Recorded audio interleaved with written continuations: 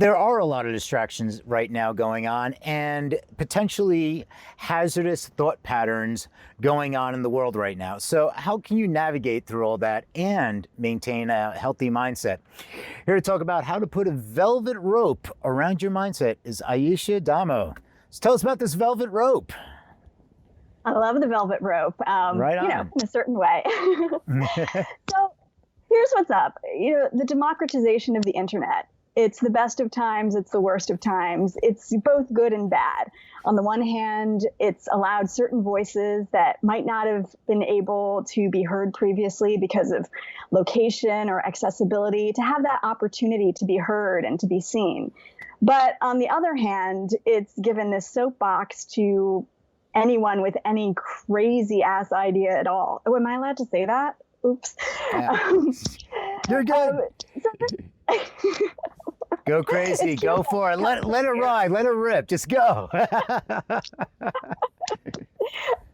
So it runs the gambit from, your Twitter political pundits who are probably surviving off of Hot Pockets in their parents' basement to these wayward intellectuals who are really on the fringe to just those annoying Facebook friends that I know we all have who just make us cringe with their posts.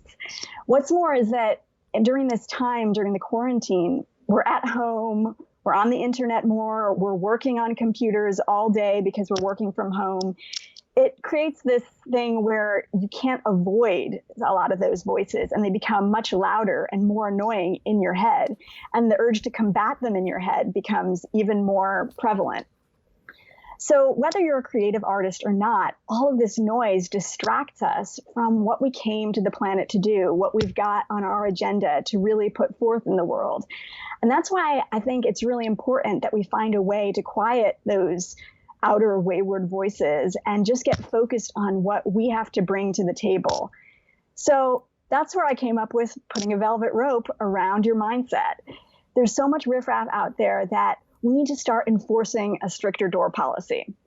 As I've mentioned in previous episodes, it's really important to limit your time on social media. But today, what I really want to talk about is when those ideas have already gotten in there, when you've seen that post that you just can't unsee, or when you listen to that podcast and they say something that just makes you facepalm.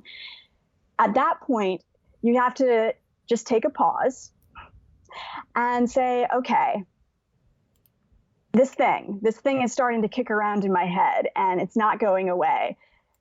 Let's recognize that there's a visitor on the premises that maybe shouldn't be there, an uninvited guest. The next step is check that guest list. Does this idea kicking around your head do anything for you? Does combating this idea and getting all worked up about the idea give you some creative mojo, or does it motivate you in some way?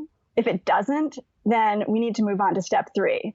And step 3, I'm taking it back to the old school. I'm taking it back to 1992, the techno classic, The Bouncer by Kicks Like a Mule, which offers this wonderful wisdom of, oh, you're not on the list, you're not getting in, not tonight. So, you just need to take those voices in your head that are getting ready to combat these outside ideas and be like, not tonight. Bye now. Bye, Felicia.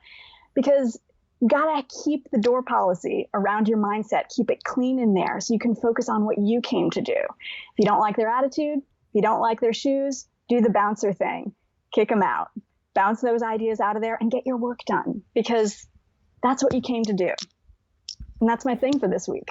I love it. I love it. And that reminds me of the Alan T. The Door, that house track. And it's the doorman is like, you to the left, you to the right. No, honey, you're not getting in here, but fierceness is always welcome.